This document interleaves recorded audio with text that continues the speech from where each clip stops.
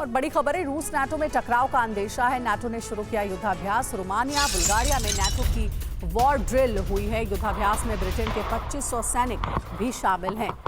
2500 सैनिक शामिल हैं। बुल्गारिया के इस युद्ध में तनाव बढ़ता जा रहा है। एक दूसरे पर हमले के लिए अब तैयारी और मजबूत हो गई।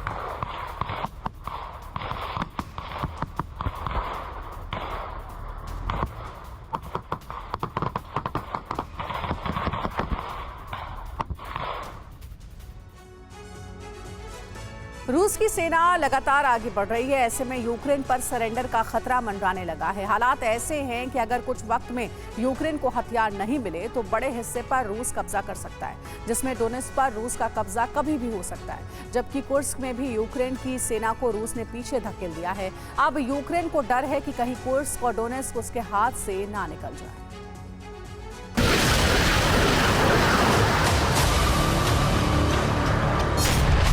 क्या आपने शेयर बाजार में बिना कुछ जाने इन्वेस्ट किया और नुकसान उठाया? घबराएं मत। सही तरीका जानने के लिए अभी फ्रीडम ऐप डाउनलोड करें।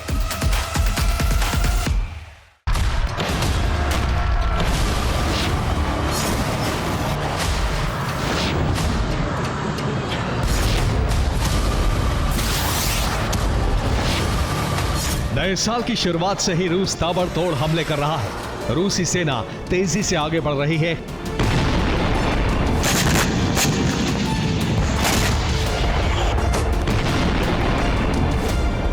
कई इलाकों से यूक्रेनी सैनिक पोस्ट छोड़कर भाग रहे हैं। यूक्रेनी सेना का मनोबल गिर रहा है। ऐसा क्यों हो रहा है? इसके पीछे की वजह समझिए।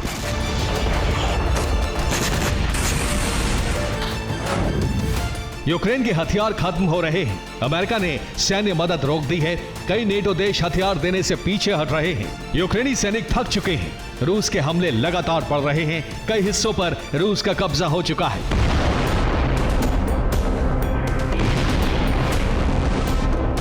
साथ ही इसका भी भरोसा नहीं कि युद्ध कब तक चलेगा, क्योंकि अब युद्ध विराम की संभावना खत्म हो गई है। जबकि ज़ेलेंस्की नीति की आलोचना भी होने लगी है। जबकि रूसी सेना रणनीतिक तौर पर मजबूत हुई है।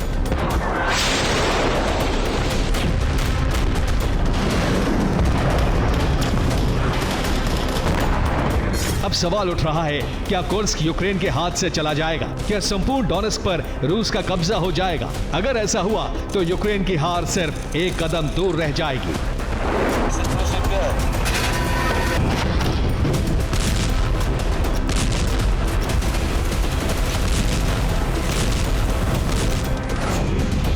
इसलिए यूक्रेन अब इन्हें बचाने के लिए पूरी ताकत लगा रहा है। कुर्स्क में अतिरिक्त सेना भेजी जा रही है।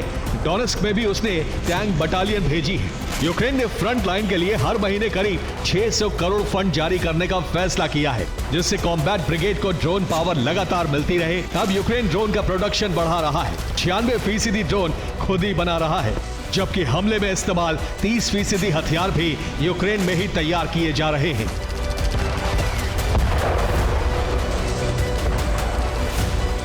सेना युद्ध में टिकी रहे, इसके लिए ज़ेलेंस्की नई रणनीति बना रहे हैं। इसके लिए ज़ेलेंस्की ने सेना के टॉप कमांडर्स और कैबिनेट के साथ मीटिंग की, जिसमें कई फैसले लिए गए। ज़ेलेंस्की ने कहा है, हमने परिस्थिति का आकलन किया है, हर यूनिट कमांडर से इनपुट लिया है। अब फ्रंट लाइन को पहले से ज्यादा मजबूत किया जा रहा है। सैनिकों को अलग अलग मोर्चों पर शिफ्ट किया जा रहा है। साथ ही ज्यादा से ज्यादा हथियार मंगाए जा रहे हैं, जिसमें नेटो ने सहयोग का आश्वासन दिया है।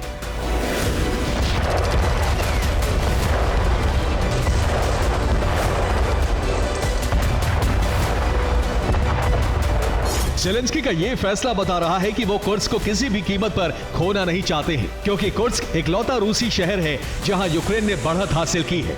जबकि डोनेत्स्क अगर हाथ से गया तो रूस दक्षिणी यूक्रेन में मजबूत स्थिति में आ जाएगा।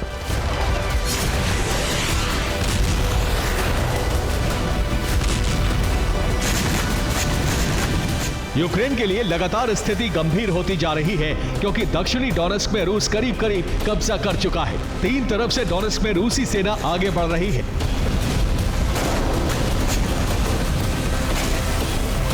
इस दौरान रूस के chief of general staff Valery Gerasimov special military zone में पहुंचे, जहां सैनिकों का हौसला बढ़ाया, जिसके बाद रूस ने बड़ा हमला किया।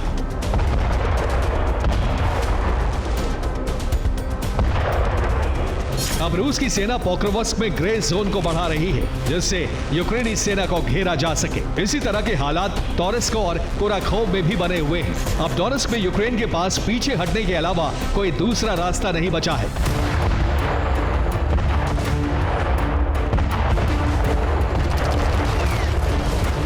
ऐसे में ज़ेलेंस्की को सिर्फ डोनाल्ड ट्रंप से उम्मीद है। अगर ट्रंप यूक्रेन को सैन्य मदद के लिए तैयार हो जाते हैं तो यूक्रेन कुछ और वक्त युद्ध में बना रह सकता है।